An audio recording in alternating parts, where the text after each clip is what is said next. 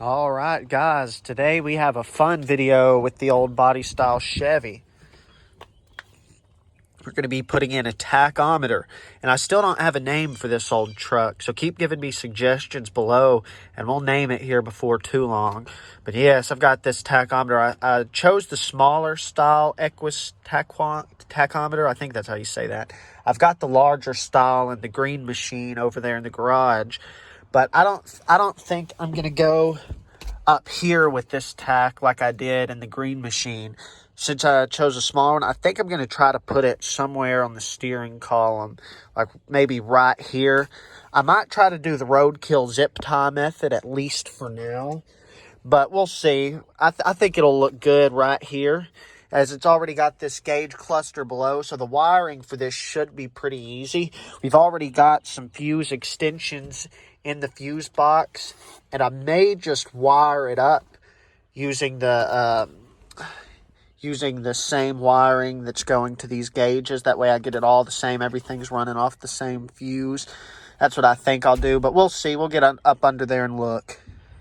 Now, if you are unfamiliar with these trucks, it's actually really easy to put in a tachometer. I will say this is my first time doing it in a Chevy, but they have a pigtail connector, which I ordered. I actually have several of these that I ordered. I ordered a bulk pack of them just in case. But this will plug in right there. Let me zoom all the way in on the actual distributor itself. So this will be the readout on the tachometer. And so that part's fairly simple. I've just got to find a hole going through the firewall, or maybe drill one myself. I hope I don't have to do that. But we'll see. I haven't actually looked down there yet. So let's take a look. All right, so here's the actual tachometer, the instructions, and it came with some brackets, mounting brackets, stuff like that. But that is it, unboxed. And honestly, with this 305, we're probably going to want to turn down that rev limiter somewhere around 3,500. Let's see. It's hard to do this with one hand on the camera, so I apologize. There we go. It's probably going to be more like that with this little 305 in there, but trust me, that's not going to stay for long. Also, we're going to want to swap this over to 8 cylinders. There we go. You can see that on the back. The sun's kind of in a bad spot where I had this truck parked, but it's the easiest place to work on it that I have, so. All right, after looking over the instructions real quick, we learned the black is the ground wire, as expected. White will be going to the lighting. Green will be going to the distributor. And red, that'll be our power. That'll be going to the fuse box. All right, guys, so I have my test light hooked up to ground. And you can see my fuse box right here. Everything on it right now is how I bought the truck, so I haven't actually touched it yet. But you see we've got our park lamps. It looks like that 5 amp fuse where a wire's running to already. I assume that's the lights to the aftermarket gauge cluster down there. So we're going to touch that real quick with the lights off. So you can see this has not lit up. Now we're going to turn on the lights. And there you see it's lit up. So that means that has power whenever we turn on the lights. So that's where we're going to hook up our lights to. That way we turn on the lights, the light comes on the tack. We turn them off, the light goes off on the tack. All right, guys, I just used that same method to find a fuse that had power when the key was on and didn't have power when the key was off to wire my red wire up to. I couldn't show it on the camera because it took both hands, but I was just going to tell you I did that same method for that. All right, now that I know how I'm going to wire it up, I've got the negative battery cable disconnected, so let's get started. All right, guys, so we're ready to try to start it and connect the negative battery terminal back. I'll show you all what I've done so far. I haven't really recorded, but I'll just show you what I've done. I haven't connected the lights yet because I want to make sure it works first. Basically, the fuse wire we've got going into this fuse extender, which they already had a fuse extender there, and they just ran their lights straight into that fuse without an extender. But, so we've got that extender there, and now for the green wire, which goes to the coil on the distributor. there was already a hole in the firewall, a little one, where they had run the temperature sensor to. So they ran the temperature sensor through that little hole. But here we've got it here. I used a butt connector and crimped it together, but I didn't have one quite small enough for the wires. So I wound up actually just using electrical tape to wrap it up instead of heat shrinking it. And then we've got our ground going to this bracket on the gas pedal. They have also done that before, as you can see. That's going to the gauge cluster. But I will say I'm not a professional wirer. This is my electrician, not wirer.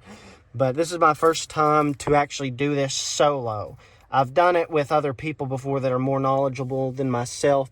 And so I tried to do it in a way that if anything has to be redone, you know, it won't be too hard. Like you see, I've actually got a connector there instead of just wiring it all together. Now this one, like I said, I use that crimp connector. So actually I would have to just cut that off if anything was to go wrong with this wire at some point.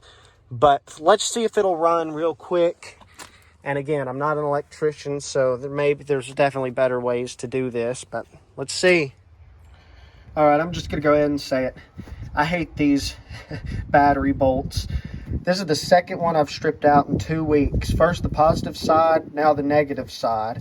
And I'm not even putting a ton of force on these. I'm just tightening them. Because if you don't tighten them enough, it loses connection. But you tighten them too much and it strips them out. So luckily I bought a pack of these last time that I stripped one out. But I'm just going to say, I don't like these very much. I mean, in my opinion, they're easier. They're pretty easy to use. But, I mean, you see, this is the second time it's happened. Maybe I'm just too strong.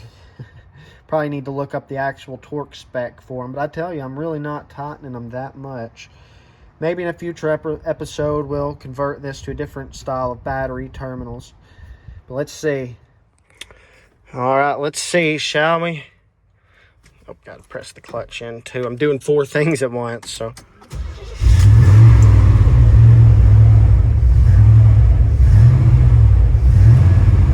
I've got to keep feathering the throttle or else it'll die. Like I said, it's needing some work. But check out that oil pressure, though. Check that out. Guys. Oh, actually it's idling on its own. Oh. There we go. Man, guys, it worked. I'm honestly stoked because, like I said, this is my first time wiring this up. Man, I've been watching video after video trying to learn every single little thing I can about wiring over the last couple of weeks. Because, man, I used to be scared of that stuff. I don't know why. It's just, complicated. You got a bunch of wires and stuff. But I've been watching videos. And with every one I watch, it just gets simpler and simpler. I know that's, just attributed to me learning more than I already knew. But I'm excited, guys. So now I'll come back to y'all here in a bit once I've got it the rest of the way hooked up. All right. Well, what do y'all think, guys? Honestly, myself, I want to get some black zip ties. All I had was a massive canister full of white ones. I think it would look better with black, but I'm not sure about the zip ties. I may mount it differently some other day. But works. Even the lights do. Like, I think you could see this. Yeah, y'all see that? It's very, very dim because of how bright it is outside. But there you go. Look, no ugly wires down there other than whoever did all that. Not me, I swear.